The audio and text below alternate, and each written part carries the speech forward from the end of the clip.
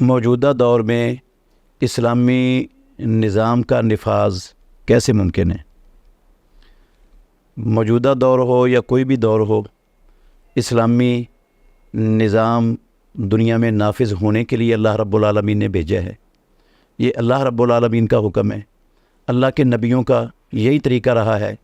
وہ اللہ کے دین کو دنیا کے تمام دینوں پر غالب کرنے کے لیے ہی آتے رہے ہیں۔ تو اس کا ہمارے معاشرے میں، ہمارے دور میں اس کے غلبے کا طریقہ یہ ہے کہ سب سے پہلے انسان دین کو سیکھے، دین کو سیکھ کر اس پر عمل شروع کر دے، اپنی ذاتی طور پر عمل کرے، اپنے گھر کے افراد کے حوالے سے پوری کوشش کرے کہ وہ اللہ اور اللہ کے رسول کے فرامین کے تابع ہو جائیں، اپنے کاروبار، اپنے ساری زندگی کے معاملات کو اسلام کی تعلیمات کے سانچے میں ڈال دے۔ پھر وہ معاشرے کو اس راہ پر، اس ڈگر پر چلانے کے لیے دعوت کے میدان میں اترے، اپنی استطاعت کے مطابق جہاں تک وہ دعوت دے سکتا ہے دعوت دے، دائی اس معاملے کے لیے تیار کرے۔ اگر اللہ نے اس کو وسائل دیے ہوئے ہیں تو دائی تیار کرنے کا ادارہ قائم کرے۔ اگر دائی تیار ہو چکے ہیں ان کی کفالت کرے تاکہ وہ صحیح معنوں میں لوگوں کی اصلاح اور تربیت کر سکیں، اور لوگ، ہر بندہ اپنی استطاعت کے مطابق دین پر عمل پیرا ہونا شروع ہو جائے۔ تو جب ایک فرد اپنے اوپر، گھر کے افراد اپنے اوپر، رشتہ دار، خاندان اپنے اوپر، اور محلے والے، بستی والے اپنے اوپر اللہ کا دین نافذ کرنا شروع کر دیں گے، انشاءاللہ الرحمن اسلام آسانی سے غالب آ جائے گا اور نافذ بھی ہو جائے گا۔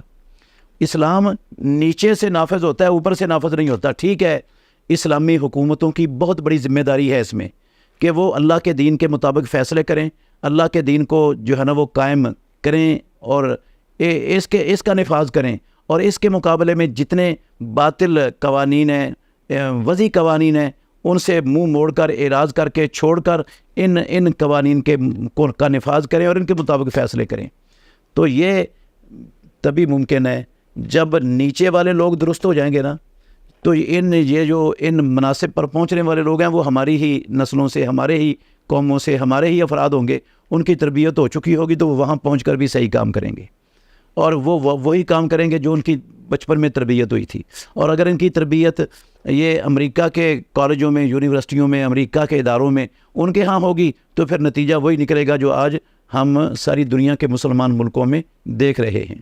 تو اسلام کے نفاذ کا جو حقیقی اور طریقہ یہی ہے۔ محمد الرسول اللہ صلی اللہ علیہ وسلم کو کہا تھا حکومت لے لو، آپ نے کہا میرے ایک ہاتھ پہ سورج، دوسرے پہ چاند لا کے رکھ دو، میں اپنی یہ دعوت، یہ تربیت کا کام نہیں چھوڑوں گا۔ نہیں چھوڑا رسول اللہ صلی اللہ علیہ وسلم نے، تو یہ کام کرتے رہے۔ بڑی مشکلات آئیں، 13 سال مکے میں، مدینے میں بھی آئیں۔ پھر وہ دن بھی آ گیا کہ پروردگار نے، اللہ نے اپنی ساری زمین پر اسلام کو نافذ بھی کر دیا، قائم بھی کر دیا، غالب بھی کر دیا، اور سارے ادیان مغلوب بھی ہو گئے، اور مسلمانوں کو اللہ نے ساری دنیا کی حکومت بھی عطا فرما دی۔ تو یہی طریقہ جو رسول اللہ صلی اللہ علیہ وسلم نے اپنایا، پھر سے صحابہ رضوان اللہ علیہم اجمعین، خلفائے راشدین جس طریقے پر چلتے رہے، اسی طریقے پر آج جب مسلمان چلیں گے تو انشاءاللہ اللہ کے دین کو نافذ، قائم اور غالب کرنے کا کام اللہ رب العالمین ان سے لے لے گا۔